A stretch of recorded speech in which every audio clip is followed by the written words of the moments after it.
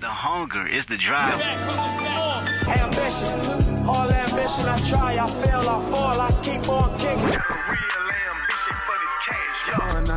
Hungry for more. Cause you can't help the world until you help yourself. It was like Martin Luther on the mountain peak. My ambitions as a rider. Ambition is priceless. It's something that's in your veins. You wasn't blessed with ambition, so who you gonna blame for that? You missing the ambition on your mission. I just with It's a hustler's ambition. Close your eyes, listen, see my vision. That ambition, baby. I can see where I get this ambition from. Grind that motherfucker till it's yellow brick road. This is food for thought. You do the dishes. Ambition to elevate. Try not to separate. This is a hunger for more.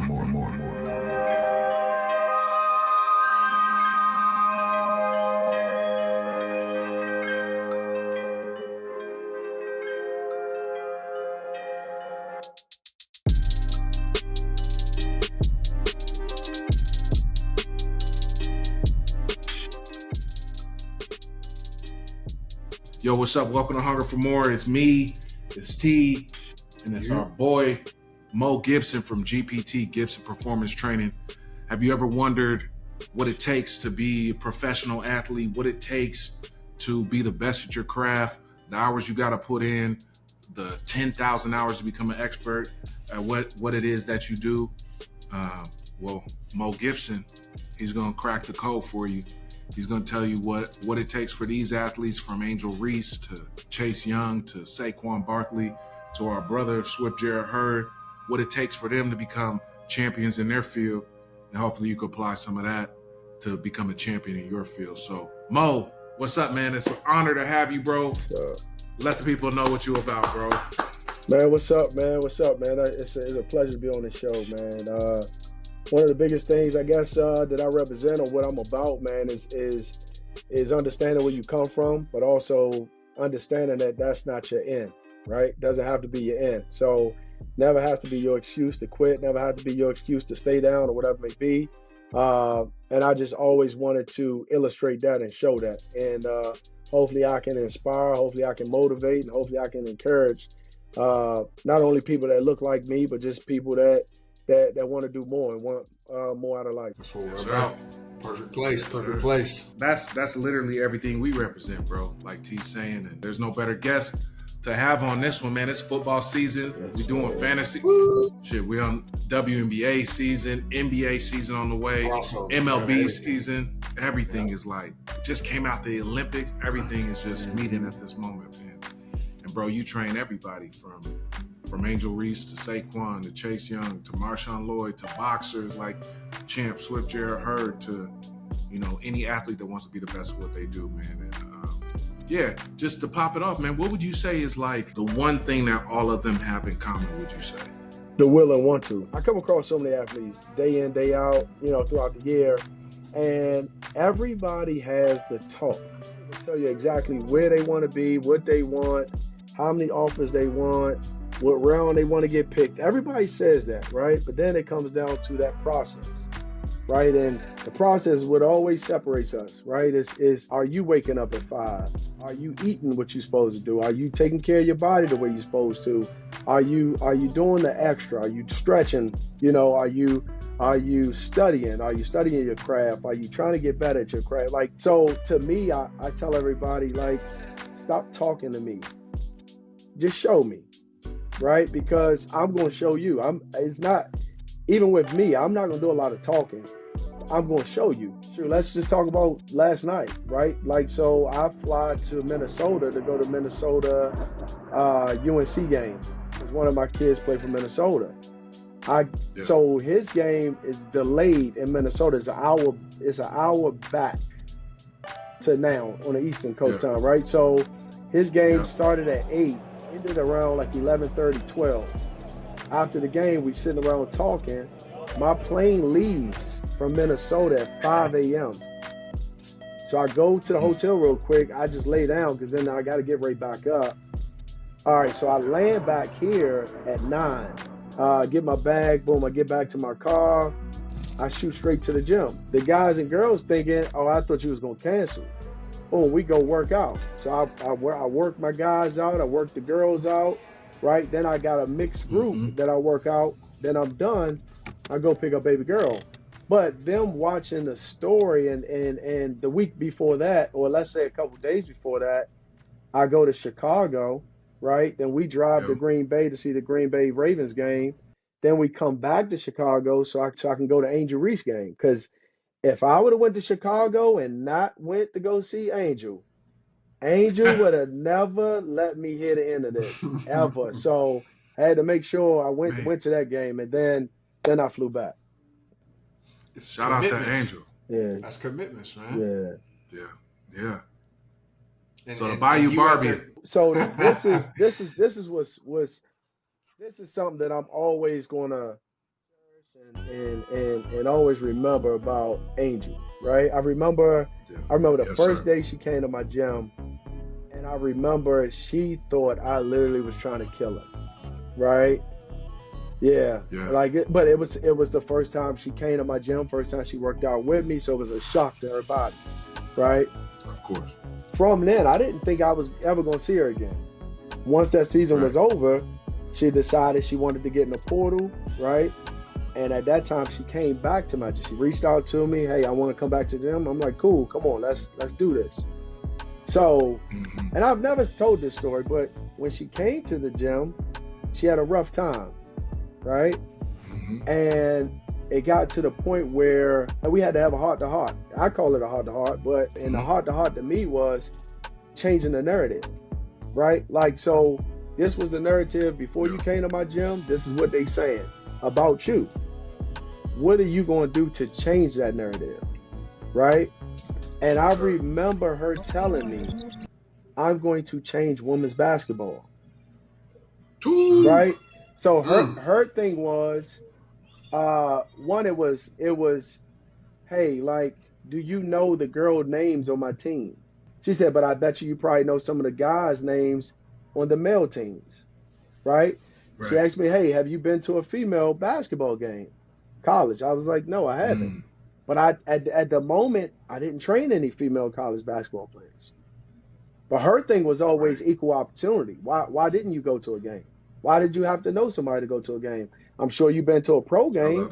I'm sure you've been to a pro game and you didn't know nobody that was playing. So every point she made, it was valid. And it made me open my eyes up and say, you know, she's absolutely right. And, you know, I'm blessed with a daughter. So it's like, okay, I gotta tap in. I gotta tap into this but everything she's saying is absolutely right. Right. So she works hard, and she's coming back day in, day out. Boom. She's like, and it's just her. She's by herself. Now, most people know when you work out by yourself, it's tough. What I was asking her, and I know each and every day she came in, I asked for more, and I asked more and asked for more. So then it comes down to, it's time to go to college. It's time to go to LSU. She makes her decision to go to LSU. And we have all seen what she has done, right? And that time. And to me, without a doubt, she has helped change the game of basketball. She has, I just went to a game last Sunday, my wife took my daughter. That game packed, it sold out. You know, like it's just great. Like, but to see someone speak on something and to see someone deliver on what it is that they talked about, that's what I love the most. That's something I'm always remember. That's something I'm always like cherish. So that's dope. Shout out. She just getting started too, huh? Just getting started. She just getting started. Just getting started. Yeah. Man, what I love about that story is, one, y'all both go to what you do. There's on the climb, there's points of contention. She could have been like, man, this shit was hard as hell. I ain't coming back. This is my last time. You could have been like, when she was like, yo, you don't watch so-and-so, you don't know the people. You could be like, look, I ain't here for that. I ain't here to be your fan. I'm here to get, you either gonna work with me, and you could have been, boom, been done. But in this point of contention, y'all said, I'll meet you here if you meet me here. And now look at how high you were able to climb together because y'all were open, you know? I just think that's like in any avenue in life. When you meet the first hurdle, you can either say, no, that's too high. Or you can say, man, how can I get over this one? Just in case there's another one later down the road. Like a lot of our athletes get misunderstood. But having that backstory, it puts everything in perspective. Yeah. And you can't really, social media, ESPN, what have you, they'll show you one side and the only side of that athlete, when the personal level could be a whole 180 from who that person is. It doesn't even have to be athletes, right? But it's cool to hear that backstory, because they do try to paint her as the girl with the attitude, or you know, a princess type. But to hear she got that hard work, she has commitment to her craft, like, that's refreshing to hear, because they do try to tear not only her down, but a lot of athletes with today's climate and the media stuff, which is unfortunate. But it's good to hear that kind of story for her. I'm gonna tell you what else is dope is how she talks about being a representation of the black girl, right? And her always taking the time out to spend time with the black girl, whether it's taking a picture, whether it's signing an autograph, because she understands the importance of that, right? That moment, right? Like, so many times we have people who was once that kid, and now they're in position, right, where they are the athlete, but they don't want to take the time to do that. Even though it might take 10, 15 seconds, they don't want to do that, where I feel like they've lost that. They forgot it. They've forgotten what that moment means and how far that can go. I mean, you just look at your athletes now. Everybody has the stories of when they were little kids. They even got the picture. I just seen something to Jason Tatum when he was little, talking to LeBron, like trying to get the picture with LeBron. And he was sad that LeBron didn't take time to sign him. So it's things like that you sit back and you say, just those small moments, like, because they there because you inspire them, and they're motivated. You know, whether they become the next basketball player, the next president, whatever it may be, that moment is special. That's something that they'll never forget. So, it's always dope to see that. For the listeners, I met Mo when I was filming with Swift for one of his fights coming up. And shout out to Swift Jared Hurd, one of our guests. And shout out to, he just had a fight, took it to the distance. Shout out to Champ. Man, when I walked in there, I was like, man, this Jared Hurd, he walk you down, you know? And I'm like, man, he's about to have a crazy workout. Man, I went in there, dude, within 5 minutes of being in there with Mo, Swift was sweating. He was putting in that work. I'm like, yo, this trainer, who is this dude? He's putting this dude through the ringer. But, I mean, that type of work is for the greats. It's for people that want to be pushed to their limits and past it to forge a new limit. And man, your client list, it speaks to you and your work ethic and what it is that you're able to do with the people that want to be great, bro. With all that being said, we're going to do our segment, The Climb Continues, bro. That's basically where we talk about your journey, everything that got you to where you are, and everything that you still want to continue to achieve. I think it'll be great for the viewers and the listeners to be able to hear about how you started, where you started, and what made you, pursue this dream to start Gibson Performance Training. So I'm one of 6 boys. My dad was killed when we were young, right? So my mom raised us all and started us off in Southeast DC, right? When you think of that, you think of a black woman raising 6 boys. I've learned hard work and I've seen like where hard work can take you, right? But then, of course, I've also seen those rough times, and my mom never gave up when she could have, easily, right?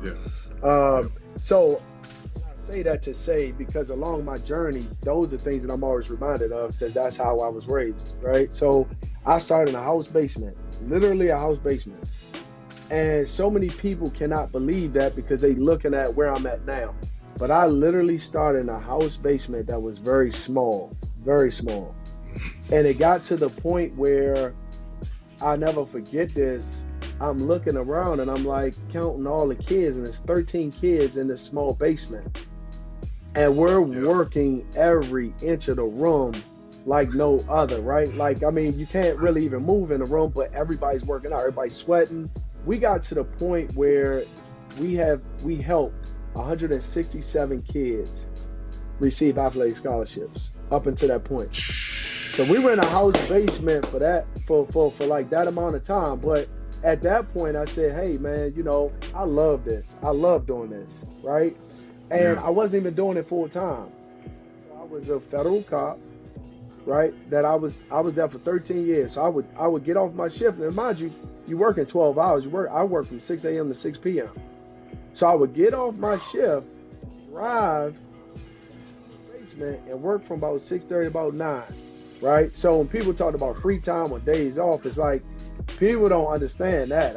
I didn't have that. Right around the corner was a retail store, right? It was 1,000 square feet. When I walked in and seen it, and I told them what I wanted it to be, they told me I was looking at the wrong square footage. I was looking at the wrong place. I said, "No, this is perfect." But remember, 1,000 square feet is much bigger than what I was used to. A basement, so to them, about 4 basements, right? So to them, they were like, "It's no way you're gonna create a gym in here." But I already had everything came to me. Yeah. I give the glory to God. Like, it was never my vision. All this stuff, when I walked in that room, boom, I saw exactly where this was going to be, that was going to be. So when I did sign the lease, and mind you, I had to sign like a 4-year lease because they were thinking, all right, we tried to tell him, he still wanted to get it. All right, we're going to tie him into 4 years. Cool. Lock him in. Yeah. Bro, within 3 months, we outgrew it. When my neighbors walked in to see what I built, they were shocked. They said, "You was gonna turn this into a gym," and it is a gym, and it was nice. And so we was there, so I had to honor that. Is that where I seen you? Was that? Yup, that's exactly where you said. Yup. That's where you saw me. Yup, the 1,000 square foot building. Wow. So then, I don't mean to interrupt you. I remember that, bro. You had the photos on your phone. And I was like, "Yo, this is nice." And you was like, "Bro, I used to be in the basement." And I'm like, "Bro, I can't even see that." Bro, unreal. I'm sorry. Continue. So then from there, and the lease was up, I said, "Hey, man, it was a 5,000 square foot building." And I said, "It's time to make this jump again." And so you know, you're looking at the rent, you're looking at the amount of money. It's like, okay, it's going to be asking for a little more, but I think we can still fill this space up. And it's funny. One of the parents said, "Bro, if you build it, they will come like they've always done." Right? Man, so I took the leap of faith, boom, and did that. Right? Mind you, I'm still working the police job. Right? When I seen you, you was an officer. Yep, I was still an officer. Yep. Right? Yep. Swift had everybody on the squad was a police officer. I feel like it was almost. Yep. Almost everybody was. Yep. Bro. So I gotta do some fact checks real quick, Mo. You started out in the basement. You got 167 kids to get a scholarship from the basement. It's high school programs that's been around for hundreds of years that ain't got those type of numbers. Right. That's crazy. Right. That's before I knew you. 167 kids to go to college. Yeah. Out of 167, if all of them graduate, get degrees, that's 167 black men and black women that realize the dream that categorically, numbers-wise, probably their parents ain't seen. Off of the hard work that you was doing in the basement. That's salute. Then you go to the 1,000 square foot space. That's where I meet you when you've been working already with Swift. You already been working with Saquon. That's 4 years there. Mm-hmm. I can't even imagine the numbers of clients. That's probably where Angel met with you and started working with you. It was. And then you go to she met you at the new spot. At the other spot. Bro. My brother asked me, he said, "Bro, you ever take the time to look and see where you come from and where you at now?" And I said, to be honest with you, never have. It's always been, what's next? Hey, what's the next project? What's the next kid? What's the next thing? What's the next? It's almost like it's like I'm not surprised that I'm here. Like, this is what I saw. 100%. And it's like, expected. And I see even more from it. Like, this is still the beginning of me. Like, I see it where I got my own state-of-the-art building, a one-stop shop. Like, you come in, I got my chiropractor here, I got my massage therapist there. You know what I mean? Like, it's a one-stop shop. You got the smoothie over here. Go get you a smoothie, all that nutrition. Yep. And on top of that, what I want classrooms. One thing we don't do, I don't think we educate our people enough, right? Like, so yeah, we now have the NIL, right? We got the NIL deals, right? Who's teaching the kids how to manage their money? Who's teaching the kids about taxes? Who's teaching the kids about like the tax loopholes and things like that? Like, we're not doing that.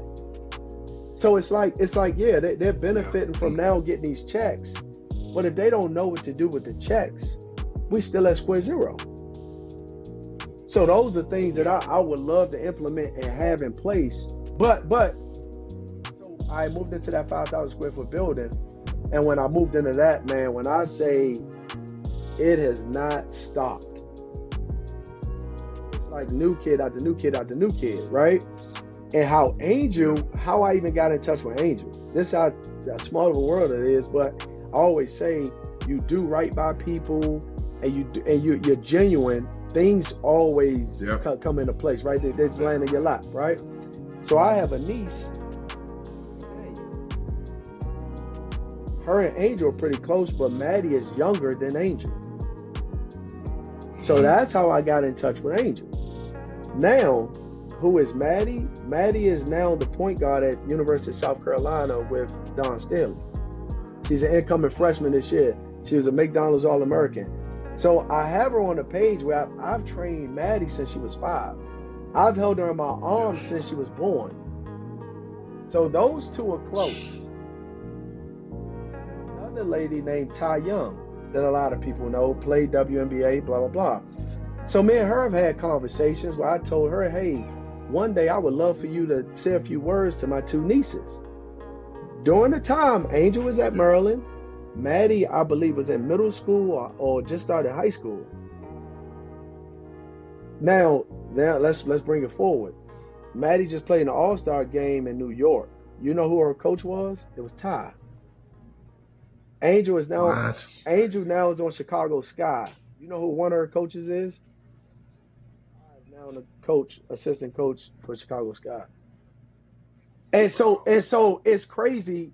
Ty never got to have a conversation with them. All aligned. And bro, like, so it's a message that I sent out back in 2021. Right? So it's like it happened. Mm-hmm. It happened in 2024. So it's just crazy how all that worked out. It's all validation, like you spoke on earlier about how everything just falls into place. It's not our doing. It's not our planning. It's all God's planning and his doing, and we're just out living it. And that's, and you know, you had that vision to connect these women, and by God's graces, they did it on their own.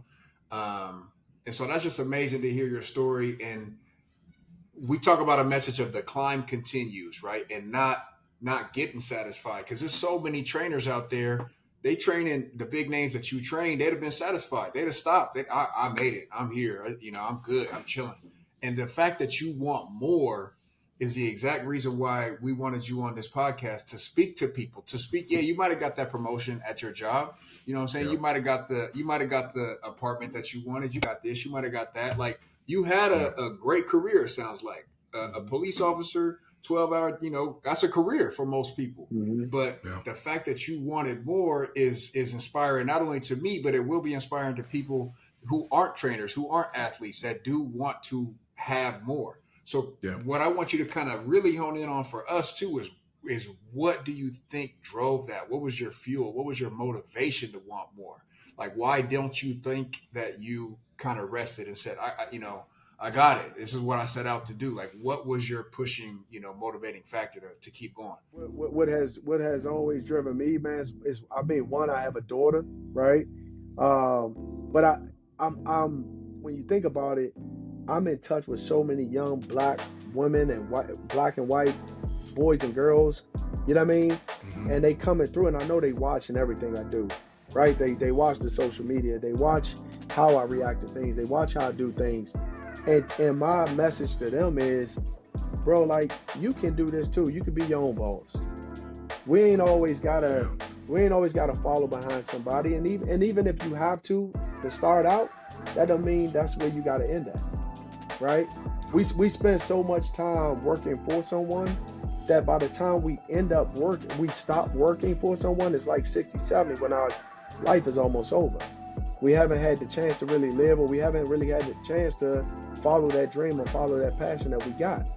I tell people all the time, use whatever job you got now to help you follow your passion. And when that passion takes over, you're gonna know when it's time to take over. And if you don't, God gonna remind you that it's time for that passion to take over. So just trust that. Yo, hey man, you don't even know. G, I'm telling you right now, you talking to us in a real way, right? Mm-hmm. I mean, I'm over here like pinching myself, bro. Like the fact that your daughter was born on the day you decided I'm done, right? Every time you look at her, you like, man, you part of my independence. Yep. You know? And like today, me and T, we when we started this, it was just like, yo, man, worst come to worst, we got our own LLC. We could funnel stuff through this, and you know, we could be able to talk to people that inspire us. Bro, today we just received, you know, an email from a company that we admire, we respect, Magic Mind. They do like nootropics and energy wellness shots, vitamin C and all that stuff. They were like, yo, we want to work with you. And it's like, bro, hey, I appreciate you, bro. And having you on today to symbolize like, man, keep going, right? This is like us getting out the basement. We just stepped into 1,000 square foot. You know what I'm saying? Yep. It means you are symbolic to us in many ways. You're going to be symbolic to the listeners in many ways. Bro, just at many times, like T said, you could have been like, yo, I got one pro client. I got these kids. I'm good. Mm-hmm. Satisfied. Mm-hmm. Yeah. Only said I needed one. I got one. I'm going to just keep working. Bro, you was like, nah, if I can get one, I need 5. If I can get 5, I can get 10. And man, when you were talking, I think of Gibson Performance Institute. Make sure you follow Gibson_PT on Instagram. We're going to make sure on all our content, we give you the link. And I think, bro, that should be Gibson Performance University, bro. Hearing what you're talking about and how you want to educate. I think of like Exos in Phoenix. Shout out to Exos. I think of IMG Academy in Florida. You could be that in the DMV, bro. Why not? Why not? Pull up. We're going to train you. We're going to teach you. Yeah. You know what I'm saying? Why not? Gibson Academy. Gibson Academy. Damn, that shit sound fire. You know what I'm saying? And in the cut, you can have a little media department. It's Hunger for More Media. Come through. We get you media training. Yo, don't say it like that, bro. I'm just saying. I want to say this though before we get too far removed from the training and stuff. The big names, it's amazing. You know, like the fact that you got the opportunity to train some of these athletes who are the best at their sport.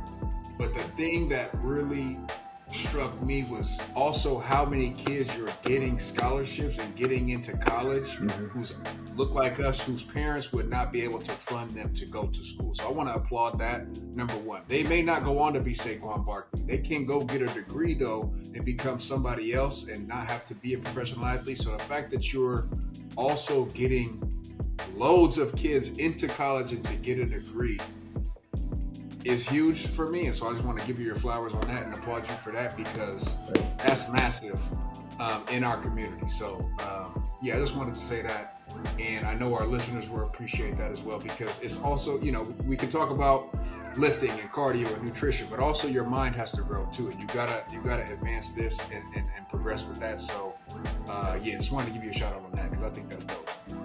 Hold on, real quick, if I could add to what Tyler just said, right? I've always had an open mind, right? So just because you're 12 years old and you come into my gym, I'm not the one with all the knowledge.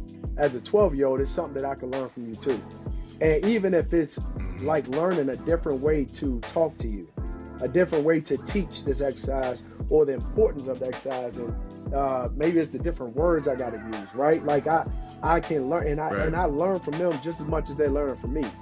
That's one of the biggest things, right? So like we say, everybody walking through the gym is not going to be a Saquon. You're absolutely right. And how this thing has worked out, some of these guys and girls have come through that now they're college coaches. right? Let me show you how this works. They're now college coaches. Now they're coming back to the DMV because that's what they got the connections with. I'm one of the first spots they're gonna come to. So it's dope to get. It's always dope. It's always good to see somebody that you know that came through your program. They know what the kid is going through because they used to be the kid, right? That now they want to give a scholarship to the kid or two kids that now that's in the program. So now you're going from one GPT family to another, right?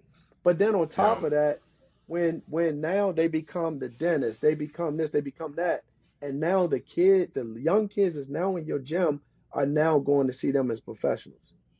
Bro, that is probably one of the best feelings ever. So when I run during the summer now, I run a running back camp where like I'll bring in 10 college running backs from around the world, from all different schools. Then I had a high school one this past year.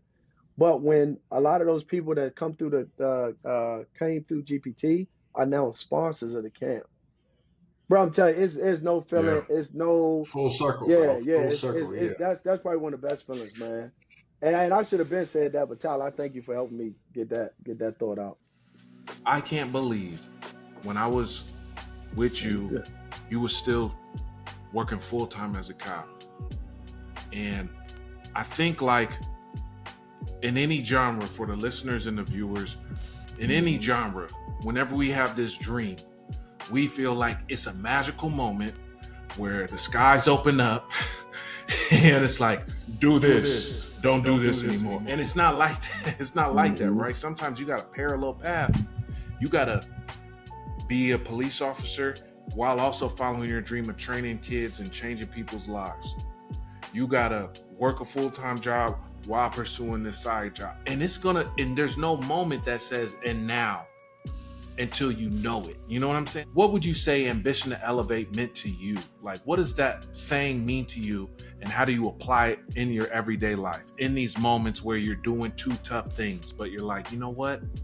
This is what ambition to elevate is about. What it means to me is wanting more for yourself, but understanding you're going to have to do more to get there.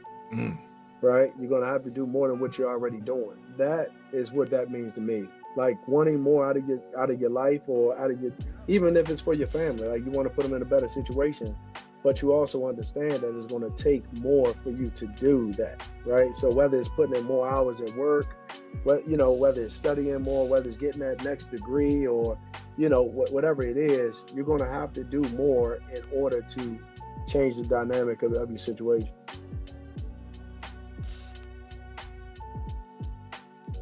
It's the will to want more. And now you're saying ambition to elevate is, wanting more, but also knowing you're going to have to give more.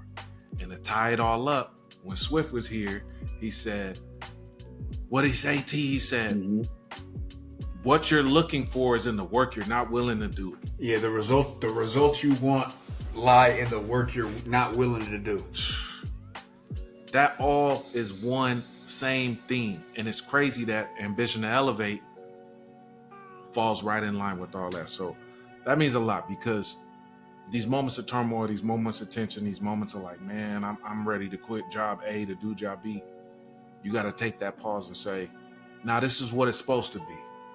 In order for me to get more, I'm going to have to do more. I want to get into some sports though. Okay. Because we could preach together all day. All right. We got a thing on here called For Rushmore, right? Okay. And we asked guests to give us a foursome of any given category. And you said DMV. And coming into this interview, I had already thought about the DMV. You got, for athletes, Brian, you got LA, you got Florida, and you got to put the DMV up there, bro. We're talking about Kevin Durant, right? The Hoopers alone, the list is crazy. Yeah. We got the future Patrick Mahomes. I don't know if, he's from DC too, right, Caleb? Mm-hmm. Yeah, Caleb is from DC. So, I mean, you're going to have a tough one with this one, Mo, but I need your For Rushmore DMV athletes, bro. That's impossible. For Rushmore DMV athletes. The top four of all athletes. Sure, yeah. Your favorite that came four. from the DMV. Okay, I think I got it. I would say KD. I would say Dominique Dawes. Forgot about her. Okay. I would say, I think at this point when you're saying changing the game, it has you have to put Angel up there. Absolutely. And then the only reason why I wouldn't put Len Bias because his career was cut short. But then I would have to say Joe Hayden because he won at every level. He won at the high school level, college, and then as a pro. So I would have to put them forward. I'm not mad at it. Replay rewind.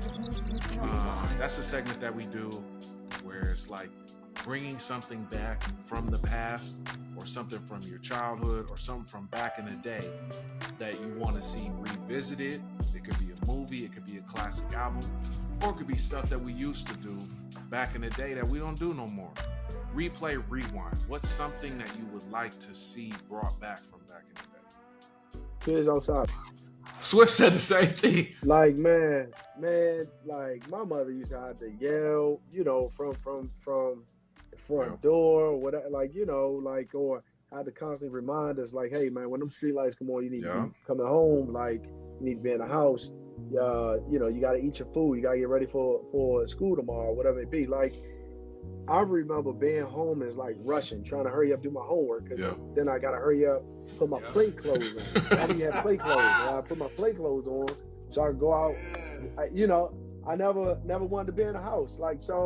But nowadays it's like the opposite. It's like kids come home to get on the video game, and we had video games back then, but it's like it was nothing like playing throwback tackle outside or playing tag or just riding your bike or just doing what, like just being outside. Like you never wanted to be in the house unless you had to be in the house. Nowadays it's like everybody want to be in the house. It's like, nah, go out and live life. So yeah, that's one thing I would probably bring back. Make sure you stop off at GPT on the way home. Come get you some work in before you gotta go. That's so crazy, dude. Yeah. That's so crazy because I grew up in California. The weather's probably a little bit better throughout the year than it is in other places. But bro, I'd be outside. I play soccer. We throw the football out. Now we playing 3 flies up. Baseball. Somebody pull up with the basketball or baseball. Now we doing that. We playing we doing the ghetto Olympics in the backyard all night. Let me go do this homework. You know what I'm saying? And it's like, what are they doing now? Is it just like TikTok? Right. Like it's crazy. Like, but that's how we found our fun. And anyway, go ahead, T. Yeah, and I'm saying that the play clothes took me back too. You don't want to see your parents mad as fuck as when you come home in the school clothes, go outside, don't take them off, get them screwed up, and go in the house, and your mom is like, I just bought those. You got a hole in the knee or something like that. That shit, that took me back. Yeah. That took me back.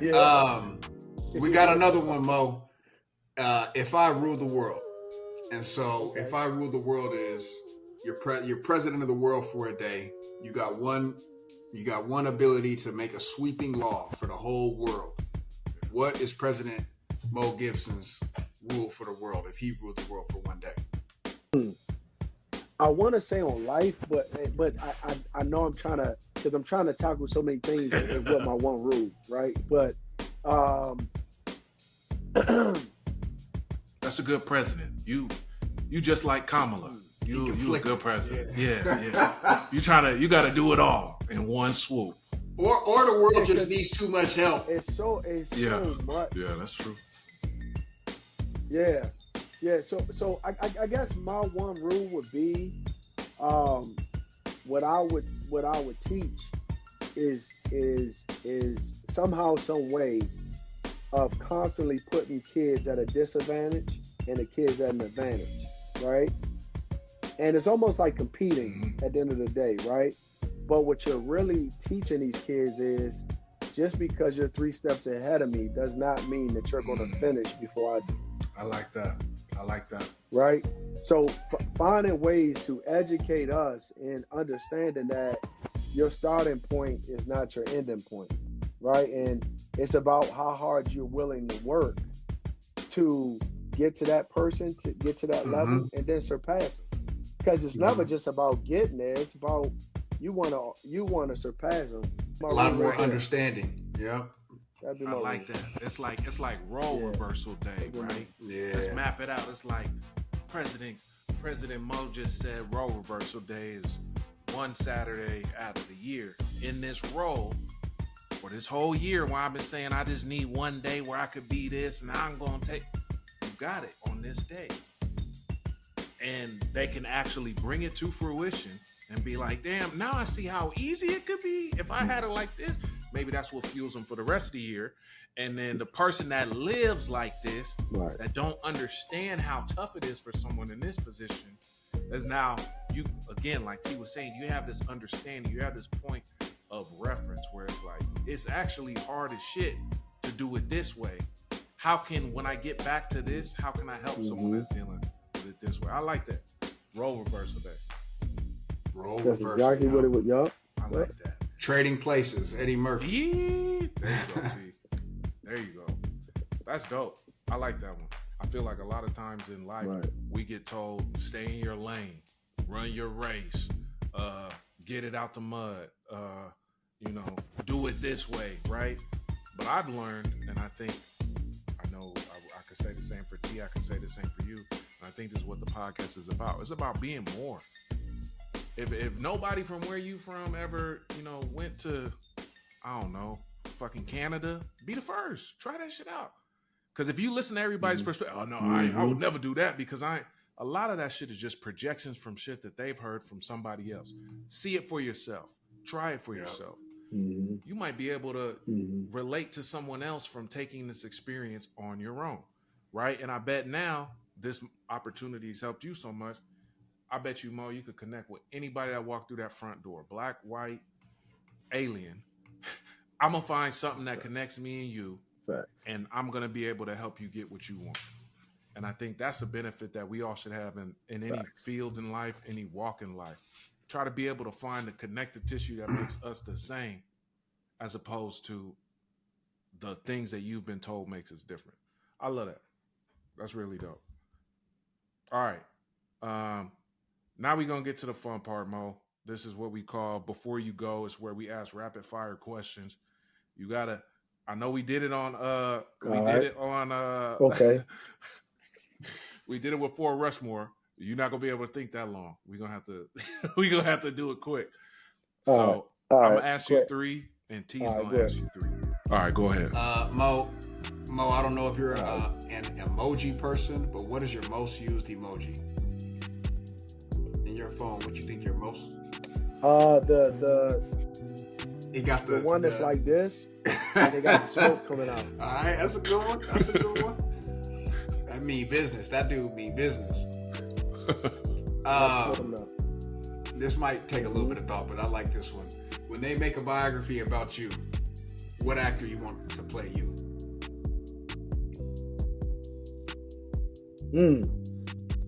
Jeez, I would say Denzel, but nah, it wouldn't be Denzel. What actor I would want will probably be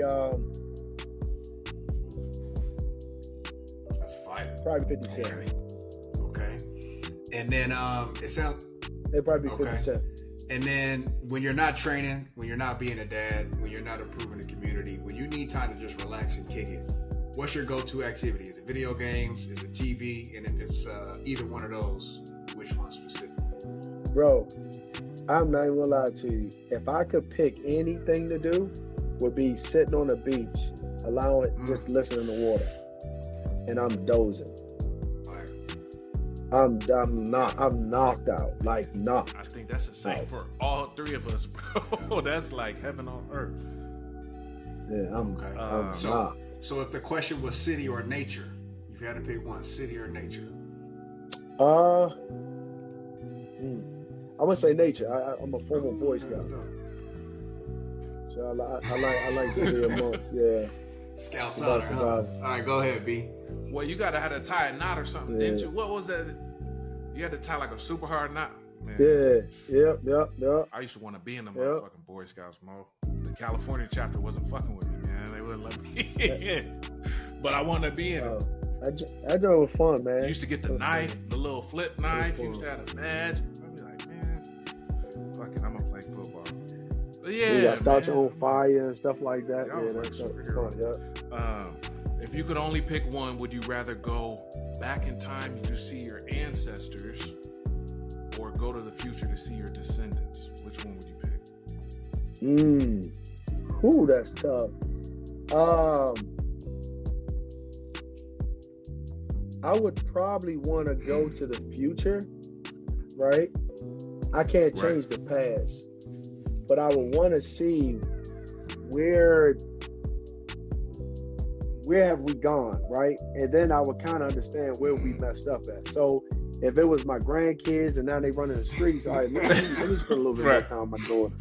Let me talk to her a little bit about how this should be working. But so yeah, that's probably what I would do. If you could be guaranteed one thing in life besides money, what would it be? I could be guaranteed one thing in life besides money. What would it be?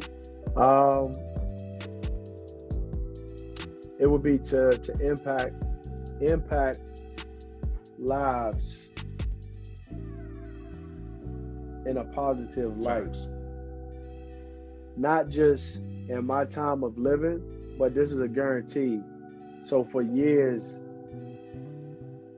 until I'm in that ground, that GPT or that what I've done, like people have tried to do it over and over again, and they have impacted lives as well. So that's something that I would want to be guaranteed if I could. If I could already do doing that now, because your positive impact impacts somebody else, and they impact somebody else, and you being on here is impacting us positively, and hopefully interviewing you is impacting our viewers too, man. That's what's up. Let me do one more. What is your favorite item that you bought this year? Oh man, so I never spoil myself. Okay. I bought myself a Porsche truck. Okay. Yeah, I bought that and not bragging or nothing, but on my what you call it, the bucket list, what I've always wanted to do. I've always wanted to go into a dealership and just pay for a vehicle straight out, right? Because as a kid, it's like, oh, I want that car, but then your mother tell you she not gonna co-sign. So it's like, how are you going to get this? It's like, I only work at Wendy's. So it's like, so I went into a dealership and I wanted to just buy it straight out. It's one of the best feelings because when you first are talking, it's more about, okay, how you plan to pay this, right? Like, because they ask you, what do you do? Oh, I'm a fitness trainer. Oh, okay. So how you why you leave in? Why you leave? Right? Like, it's like, because that's how they talk to you. That's how they talk to you. I mean, let's keep it a buck. For real. They lean into you and they whisper it as if like it's a secret that you in here. Because I think they don't think, they don't think you should really afford it. So it's like, and then they'll say stuff like this. They'll say, well, you need to put some money down. Yeah. And you're like, I gotta put some money down. Yep. You're gonna need to put at least some money down. It's like, no, I'm not financing nothing. I'm gonna just buy it straight out. Then it's like, oh, okay, so this is how much it costs. So I tax it. It's like, yeah, I know exactly. I've seen the paper the 3 times you had. I've been watching the whole time. I want to pay. Yeah, so it's like it's ways that they say stuff and do stuff.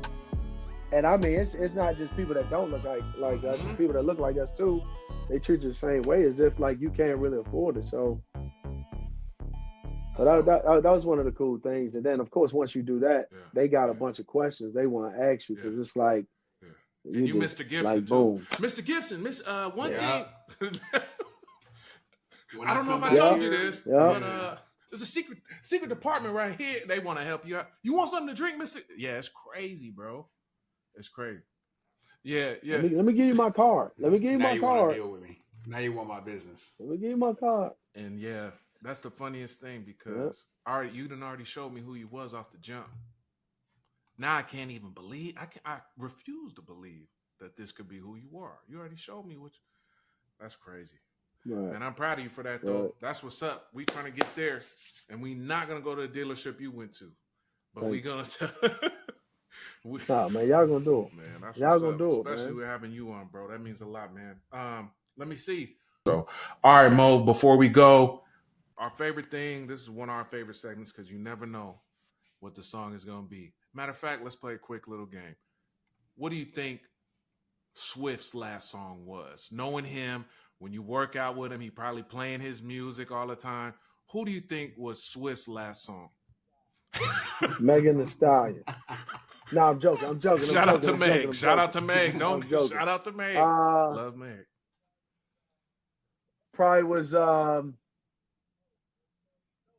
Moneybag. No, Rod Wave. Nailed it. You nailed it, bro. Nailed it. Rod Wave. Rod Wave, bro. Yo, he had Rod Wave at his funeral. At his wedding. That's dope. That's what made me think. Rod Wave. Rod Wave, yeah. Him and Slick be singing that Rod Wave. That's exactly who it was. So for your last song, it could be a song you listen to every day. Maybe it's that first song you played when you drove off the lot in a Porsche truck. But what is your last song?